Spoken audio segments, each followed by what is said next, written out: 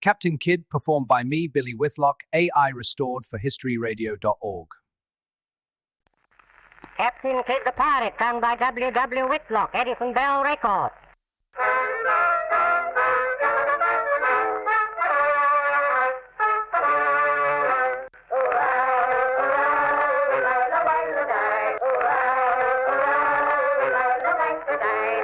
Tickle me under the chin, for I'm alive, alive, alive.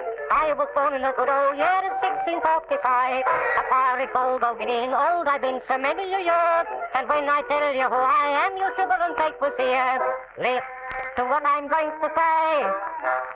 I will whisper it today. For my name is Captain Kidd, and horrible things I did. I'd make 'em walk the plank and tip the over. And still one fateful day, they took the ship away. I was the bold bad rover. And when the winds will blow, let the stormy winds will blow. Then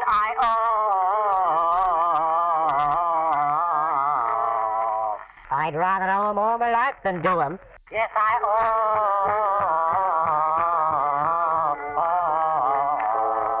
Yes, we know you old Captain Brassard.